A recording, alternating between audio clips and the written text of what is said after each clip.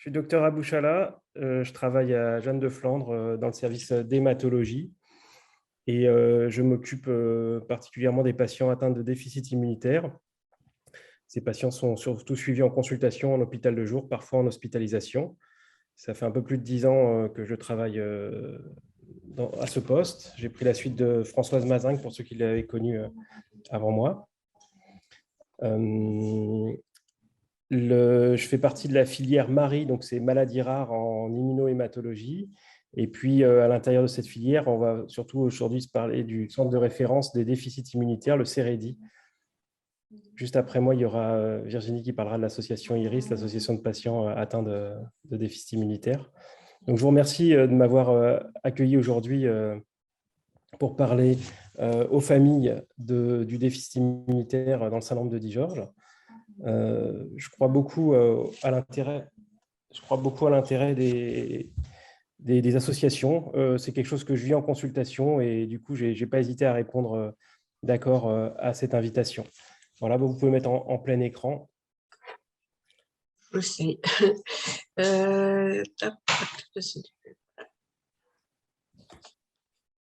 Super. Donc, le système immunitaire, je m'adresse aux novices et aux familles. Le système immunitaire, c'est vraiment un ensemble d'éléments, d'outils, de cellules, de tissus qui vont permettre à l'organisme de reconnaître ce qui lui appartient, ce qui est le soi et ce qui est le non-soi. L'exemple, c'est une bactérie, un champignon, un virus qui n'appartient pas à notre organisme et qui va être du coup reconnu, contenu et éliminé pour que l'organisme s'en débarrasse et ne soit pas malade. Donc, sur le schéma de droite, vous voyez que ça rassemble un grand ensemble de tissus. Vous avez la moelle osseuse qui va fabriquer les cellules circulantes, les globules blancs notamment, les lymphocytes, les neutrophiles. Mais vous avez également la peau, les muqueuses, et puis tout un tas de relais avec les ganglions, le système lymphatique. Et donc cet ensemble très complexe va filtrer, créer des barrières naturelles, contrôler et éliminer tout ce qui est non-soi, et par contre respecter nos propres cellules, tout ce qui est le soi. C'est un système qu'on dit hérité, c'est-à-dire qu'on est avec ce système-là, et pour autant, ce système va évoluer tout au long de la vie. On sait bien que la période de la petite enfance, les enfants sont plus souvent malades parce que là, ils sont en train de faire leur répertoire et de rencontrer tout un tas de virus, d'agents étrangers. C'est la même chose avec les vaccins. On sait qu'on doit vacciner dans les premières années de la vie pour justement créer cette mémoire et ensuite le corps va s'en souvenir. Mais néanmoins, malgré ces choses extérieures, le système immunitaire en lui-même va évoluer pour son propre compte entre la naissance, la petite enfance, l'adolescence, l'âge adulte et puis enfin la période du troisième âge. Voilà un petit peu sur les généralités du système immunitaire. Vous pouvez passer la diapo. Alors, le syndrome de Digeorge, je ne vais pas vous faire l'affront de vous représenter cette maladie. Ce qu'on peut dire quand même, c'est qu'il y a une extrême variabilité des symptômes d'un individu à l'autre. Et pour moi qui vois ces patients en consultation, on se rend compte que chaque patient est assez unique et qu'il faut vraiment explorer les différentes atteintes possibles. J'ai repris à droite un article qui est paru en 2021 et je vous remercie du coup d'avoir fait cet exposé parce que ça m'a permis de regarder un petit peu ce qui était paru récemment dans la littérature. C'est une équipe d'Israël qui a publié une cohorte de 100 patients et on voit que les infections récurrentes touchent entre 70 et 80% des patients. Et donc, cette atteinte du système immunitaire n'est pas rare et se retrouve quand même chez beaucoup de patients. On revoit les cardiopathies, les atteintes neurologiques, ORL, etc. L'hypocalcémie, je ne vous fais pas la liste. Voilà. Juste en bas, on voit le déficit immunitaire combiné sévère. Je vais en parler juste un petit peu après, mais vous voyez que c'est tout à fait exceptionnel. Je vous laisse passer la diapositive. Donc, le syndrome de Digeorge, peut être associé, dans un nombre assez important de cas, à un déficit de l'immunité. Et ce déficit immunitaire va être d'intensité variable selon les individus. Et ceci va être relativement corrélé à ce qu'on appelle l'hypoplasie du thymus. Alors, qu'est-ce que c'est que le thymus? Le thymus, c'est une petite glande qui est très active chez le nouveau-né et le jeune enfant, et qui se trouve, vous voyez sur le schéma, entre le cœur, enfin au-dessus du cœur, entre les poumons et en dessous de la thyroïde. Ce thymus va avoir un rôle surtout dans l'enfance, et puis ensuite va avoir tendance à involuer à l'âge adulte. Voilà. Et donc, les enfants atteints du syndrome de Dijorge certains vont avoir une hypoplasie, donc un dysfonctionnement de leur thymus, et ceci va être corrélé à l'atteinte et la profondeur du déficit immunitaire. Juste avant, je parlais des déficits immunitaires combinés sévères. Ça, c'est tout à fait exceptionnel. Ce sont des enfants qui ont la microdélétion et qui n'ont pas du tout de thymus. Donc, ceux-là, ils sont vraiment à part, et je n'en parlerai pas dans mon exposé, parce qu'ils sont pris en charge dès la naissance, comme les déficits immunitaires combinés sévères, avec une chambre stérile et besoin d'une greffe de moelle en urgence. Vu que c'est tout à fait exceptionnel, ce n'est pas le propos ici, et donc je donne juste l'information, mais je ne reviendrai pas dessus. Qu'est-ce que ça va avoir comme conséquence d'avoir un déficit immunitaire? Ça va augmenter pour le patient essentiellement les risques de faire des infections récurrentes, des infections parfois sévères, des infections qui auront des conséquences, et on va revenir dessus. Ça peut également avoir comme conséquence de l'auto-immunité. Alors, l'auto-immunité, c'est quand l'organisme ne reconnaît pas ses propres cellules et le système immunitaire va éliminer nos propres cellules. Donc ça fait partie du dysfonctionnement du système immunitaire, puisque normalement, il doit reconnaître nos cellules, je vais dire, du tube digestif, de la thyroïde, du sang, et là, il ne va pas les reconnaître. Donc, on appelle ça l'auto-immunité. Je vous montrerai quelques diapos dessus.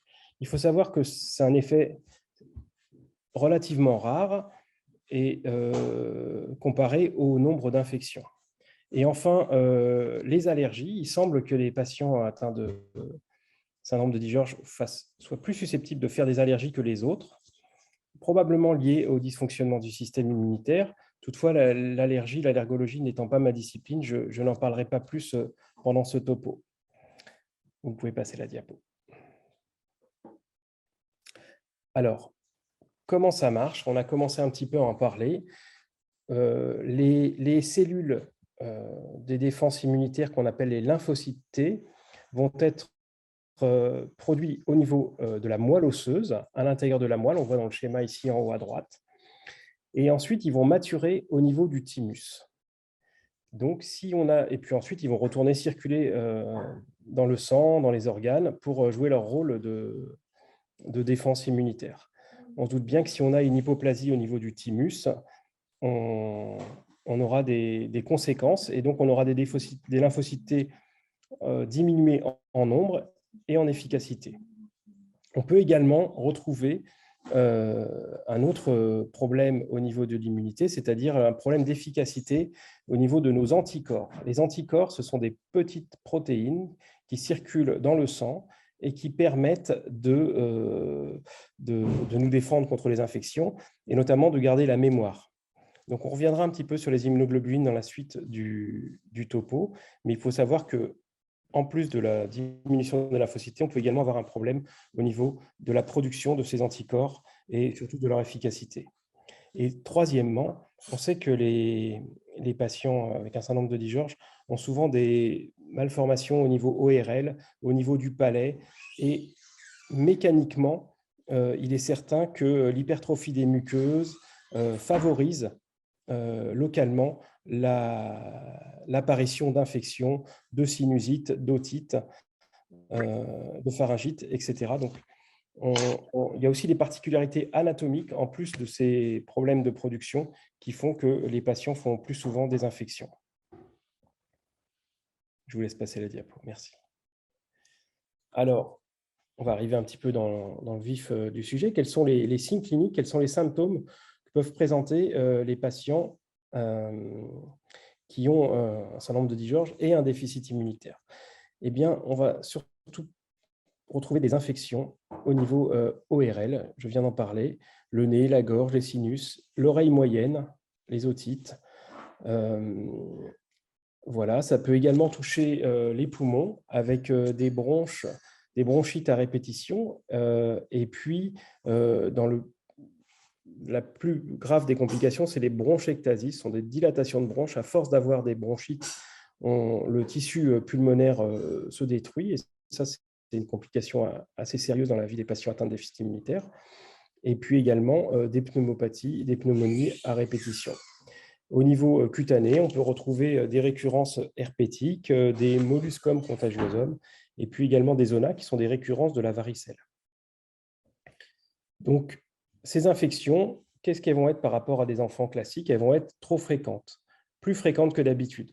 Et puis, on retrouvera que ces infections ne vont pas guérir simplement avec un peu d'antipyrétique, des lavages de nez. En général, on a besoin d'antibiotiques. Et parfois même, quand on arrête l'antibiotique, l'infection recommence. Ça, ce n'est pas normal. Ça, c'est lié à un dysfonctionnement du système immunitaire et ça doit mettre la puce à l'oreille pour orienter vers le diagnostic de déficit immunitaire si jamais celui-ci n'avait pas été posé avant. Qu'est-ce que ça va avoir comme conséquence? Ça va avoir comme conséquence d'impacter sur la qualité de vie. Ce sont des enfants qui vont être souvent malades, souvent chez le médecin, qui ne pourront pas aller à l'école, qui ne pourront pas aller en rééducation, qui seront souvent hospitalisés, ou au moins traités. Donc, il y a un réel impact et il faut le prendre en compte. Et puis, il y a un risque de séquelles, comme je vous ai dit tout à l'heure, si le poumon est tout le temps atteint par des bronchites, on finit par avoir des bronchectasies, des dilatations de bronches, ou bien au niveau des oreilles, on peut retrouver fréquemment des perforations de tympan. Et j'ai eu plusieurs patients qui sont arrivés à ma consultation avec des troubles de l'audition ou bien des perforations tympaniques. Et ensuite, quand on a pris en charge le déficit immunitaire, on a réussi à inverser les choses. Je vous laisse passer la diapo. Alors ça, c'est un article qui montre que l'évolution des symptômes des patients au cours des années de vie. Donc, on voit la petite enfance à gauche, l'âge périscolaire, et puis ensuite le grand enfant et l'adolescent à droite.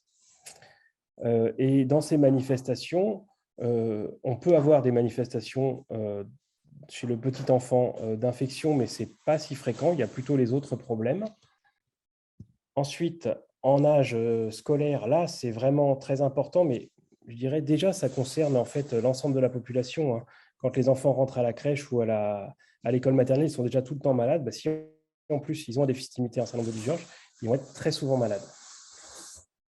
Et enfin, les adolescents et les jeunes adultes, c'est là que peuvent apparaître les problèmes d'auto-immunité dont on parlera juste après. Et puis enfin, des infections qui peuvent rester embêtantes. Et donc, il faut aussi savoir les dépister et les suivre. Merci. Alors, comment on va prendre en charge le déficit immunitaire? On va commencer par tenter de le diagnostiquer. Et il va falloir y penser dès qu'il y aura des signes d'infection inhabituels. Des infections trop fréquentes pendant la petite enfance, des infections qui récidivent dès l'arrêt des antibiotiques, des infections qui nécessitent systématiquement des antibiotiques. Ça doit nous mettre sur la piste. Et à ce moment-là, ça permettra de réaliser un bilan immunitaire pour ces patients-là pour lesquels on n'aurait pas suspecté. Et enfin, je pense que d'une manière générale, pour tous les nouveaux patients chez qui on vient de diagnostiquer un syndrome de Guillain-Barré, il faut réaliser un bilan immunitaire. Il faut ensuite prévenir les parents sur ce risque de manifestation, les sensibiliser. Cette journée est dédiée à ça, mais en consultation, chez le généticien, etc., dire qu'il peut y avoir des manifestations d'infection, et notamment d'infection ORL récidivante. Si jamais c'était le cas, ça se présentait, ou s'il y avait des perturbations au niveau du bilan immunitaire, c'est bien de rencontrer le médecin, le pédiatre immunologiste, pour faire des investigations probablement un peu plus poussées, et puis commencer à expliquer la prise en charge, l'éducation thérapeutique. Enfin, pour les patients vraiment à risque, et ça fait partie de l'éducation thérapeutique, on peut prescrire des antibiotiques au long cours, On appelle ça de la prophylaxie, et ceci va permettre d'éviter que les infections reviennent. Et enfin, en cas d'échec d'une prophylaxie, on peut proposer une supplémentation en complément, une supplémentation en immunoglobuline. Je vous laisse passer à la diapositive, on va revenir sur ces points-là. Donc, en premier, on va parler de la vaccination des patients qui ont un syndrome de Digeorge et un déficit immunitaire. En gros, on va faire le schéma de vaccination classique, mais je vous ai dit tout à l'heure que les patients avaient probablement des soucis pour avoir de la mémoire contre les vaccins, donc on fera un petit boost, je vous montrerai juste après sur la diapo. Et ce schéma classique, on va rajouter en plus la vaccination contre la grippe saisonnière, et cette vaccination peut être réalisée dès l'âge de 6 mois. Je vous laisse passer à la diapo suivante.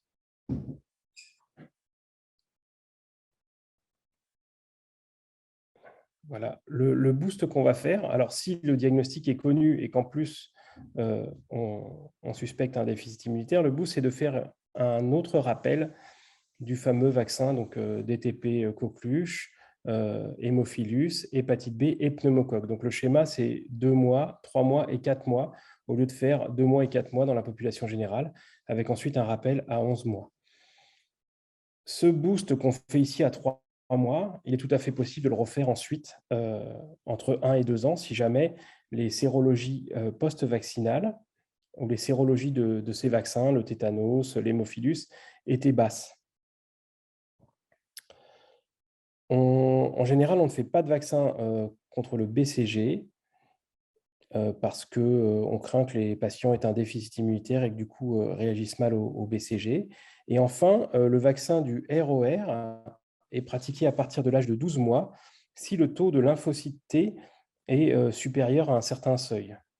En général, on est plutôt entre 30 et 50% de lymphocyte T dans la population générale, même chez les enfants atteints de syndrome de Digeorge. Mais si jamais le taux de lymphocyte T était bas, eh bien à ce moment-là, on attendrait un peu ou on ne ferait pas le vaccin du rougeole au rayon rubéole. Maintenant, passons au traitement médicamenteux, les antibiotiques. Donc, le médicament qu'on utilise en prophylaxie, c'est le cotrimoxazole ou bien le Bactrim. Il existe en sirop ou en comprimé et son but, c'est de protéger des infections et des surinfections.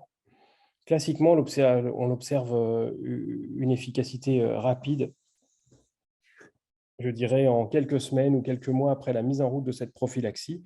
Les parents reviennent me voir au bout de 3 mois en me disant les oreilles ne coulent plus ou coulent beaucoup moins, il est moins malade. Quand il fait une fièvre, ça passe en 24 heures, alors que d'habitude, je devais retourner 3 fois chez le médecin. Bref, l'efficacité clinique s'observe en général assez rapidement quand on met en route le Bactrim.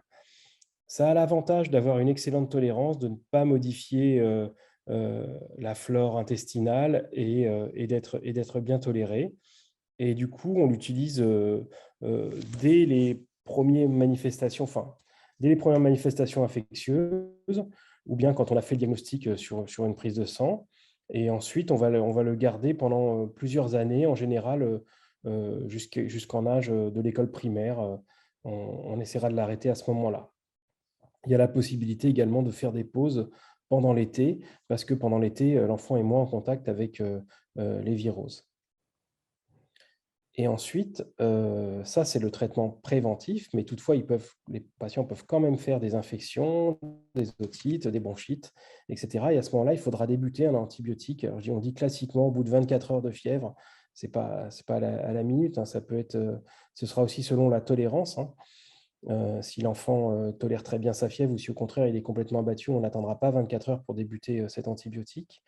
Et quand on a repéré des patients atteints de déficit immunitaire, dans l'éducation thérapeutique, on peut justement anticiper des ordonnances d'antibiotiques, d'antibiothérapie probabiliste, à type d'amoxicilline, qui seront à débuter par la famille. Si par exemple la famille est partie une semaine en vacances, etc., ils peuvent partir avec une ordonnance d'antibiotiques pour assurer, pour couvrir leurs arrières.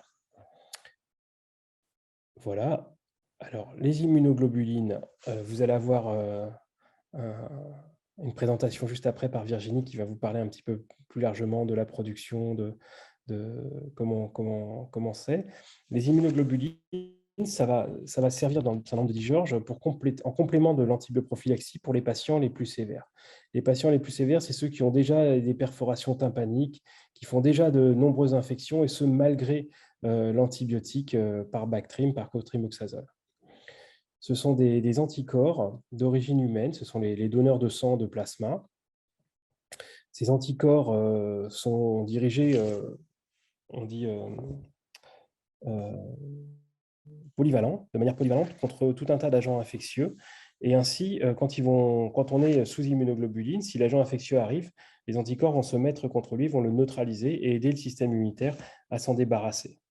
L'inconvénient, c'est que ce n'est pas en comprimé, en cachet ou en sirop, mais c'est en perfusion, comme vous voyez sur les petites photos ici en bas. Et il y a deux modes d'administration. Pareil, Virginie reviendra dessus. Il y a un mode d'administration intraveineuse. Donc, il faut, comme vous voyez sur la petite photo à droite, mettre un cathéter au niveau de la veine pour pouvoir passer ce médicament. En général, il se passe plutôt en hôpital de jour, toutes les 3 semaines. Et puis, un mode d'administration, celui-ci sous-cutané. Vous voyez le petit patient là, avec une injection dans le ventre, donc il n'y a pas besoin de piquer la veine. Et ça se fait à l'aide d'une petite pompe toutes les semaines au domicile. Finalement, les immunoglobulines, ça concerne peu de patients. Il y a une étude récente parue dans Blood qui retrouve environ 15% des patients atteints de déficit immunitaire qui ont besoin d'immunoglobulines.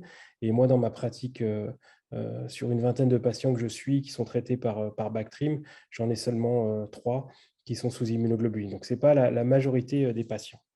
Je vous laisse passer la diapo suivante. Alors, quelques mots maintenant sur une complication rare et qui intervient plutôt à l'âge adulte, c'est l'auto-immunité. Donc, je vous rappelle, l'auto-immunité, c'est quand notre système immunitaire s'en prend à nos propres cellules. Donc, on peut avoir des manifestations articulaires avec des arthrites juvéniles. On peut avoir une baisse des plaquettes ou des globules rouges parce que notre organisme aura détruit nos plaquettes et nos globules rouges. Mais également, on peut avoir des manifestations cutanées, digestives, une hypothyroïdie. C'est très variable. Là, c'était une étude récente également qui montrait toutes les manifestations qu'on pouvait avoir dans l'auto-immunité. Heureusement, la prévalence est très faible. Et pareil, dans mon expérience, j'ai très peu de patients qui ont des manifestations auto-immunes dans l'ensemble des patients que je suis pour un Digeorge. Le traitement, ça peut être des immunomodulateurs et puis enfin, en tout cas, une prise en charge spécialisée. Je laisse passer la diapo. Et moi, Monsieur Bouchala, Oui. est-ce que vous pouvez nous donner un peu parce que là, on ne comprend pas forcément les sigles JRA, ITP. Bien sûr, bien sûr. Alors, JRA, c'est arthrite juvénile. ITP, c'est les plaquettes. AHA, c'est l'anémie, donc les globules rouges.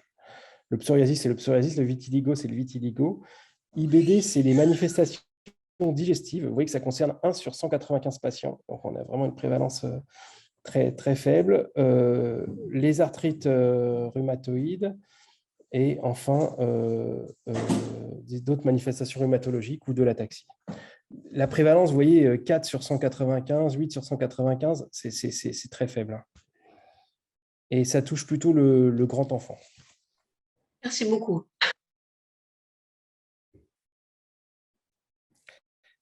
Alors, voilà, une petite diapo pour conclure. Et puis après, il y aura place évidemment à la discussion. Les déficits immunitaires liés au syndrome de Digeorge doivent être diagnostiqués pour prévenir et éviter les complications. Les complications, ce sont ces fameuses infections récurrentes qui vont impacter sur la qualité de vie, le sommeil des enfants, le sommeil des parents également, le fait d'aller tout le temps chez le médecin, de prendre des antibiotiques sans arrêt, de manquer l'école, de manquer la rééducation, l'orthophonie, etc. Donc voilà, je pense que c'est vraiment important de le repérer pour le soigner, le traiter. Et puis évidemment, dans les formes les plus graves de déficit immunitaire, ce sont les atteintes d'organes avec les perforations du tympan ou les bronchectasies, qui heureusement sont exceptionnelles. Mais si on laisse évoluer le déficit immunitaire, c'est vers ça qu'on peut aller. Donc, il faut réaliser un bilan immunitaire au moment du diagnostic. Alors, ça peut être dès la toute petite enfance, hein, au moment où on découvre la cardiopathie, etc. Et puis, je pense renouveler ce bilan immunitaire à l'âge de 12 mois, puisque ça va être l'âge environ où va commencer le vaccin par le ROR. Et celui-ci, on sait qu'il faut un certain nombre de lymphocytes T. Il faut savoir répéter ces examens biologiques, pas forcément tous les ans, hein, mais aux grandes étapes de la vie, hein, à 6 ans, à 11 ans, à 15 ans peut-être, pour voir un petit peu où on en est, surtout si, bien sûr, le patient est symptomatique, hein. Et puis, dans le bilan immunitaire, on va regarder donc, le nombre de lymphocytes, on va regarder la réponse des vaccins, et si l'enfant a des sérologies, enfin, un taux de réponse au vaccin qui est faible, on n'hésitera pas à refaire une dose de vaccin supplémentaire, et très souvent, ça fonctionne. Après, on arrive à avoir des taux de vaccin corrects. Et enfin, on regardera également le taux d'anticorps circulant, même si ça ne donne pas tout. Petite précision, même si l'ensemble du bilan est normal, si le patient a quand même des manifestations infectieuses, ce sera les manifestations infectieuses qui primeront, hein. On traitera avant tout de la clinique plutôt qu'un bilan biologique. Donc, n'hésitez pas à demander un avis spécialisé et à réaliser un suivi immunologique quand on a mis en évidence un déficit immunitaire. Il y aura un traitement au long cours, notamment le Bactrim. On fera l'éducation thérapeutique. Alors, c'est hypothétique parce qu'en fait, à Jeanne de Flandre, je n'ai pas d'infirmière dédiée pour l'éducation thérapeutique des patients avec un déficit immunitaire, mais néanmoins, on peut essayer de colliger avec les autres services qui ont de l'éducation thérapeutique. L'idée, c'est de savoir repérer les signes d'infection, qui consulter, quand est-ce qu'il faut débuter des médicaments, connaître un petit peu sa maladie, les risques de la maladie, etc. Et à nouveau, ce qu'on fait ce matin, ça fait partie, à mon avis, de l'éducation thérapeutique. Et c'est ce que je refais, j'essaye de refaire en tout cas en consultation quand je vois mes patients. En général, ce déficit immunitaire va avoir plutôt tendance à s'améliorer en grandissant, c'est-à-dire que la mémoire qu'on devait avoir à 2-3 ans, ils vont plutôt l'avoir vers 7-8 ans, mais ils vont finir par aller mieux et la plupart du temps, on arrivera à arrêter le Bactrim. Et voilà. Mais néanmoins, il y a encore des adolescents et des jeunes adultes qui sont suivis. J'ai contacté mon collègue docteur Lefebvre chez les adultes qui a, parmi tous ces déficits immunitaires, 1 ou 2 patients avec un syndrome de Digeorge. Mais ce n'est quand même pas la plupart des patients. Enfin, certains patients auront besoin d'un recours aux immunoglobulines. Virginie va nous en parler juste après dans son topo. Et puis, l'auto-immunité est une complication rare, mais à ne pas méconnaître pour certains adolescents qui font des signes plutôt de maladies auto-immunes. Voilà. Je vous remercie, vous pouvez passer je vous remercie pour votre attention et puis je suis disponible pour répondre à vos questions.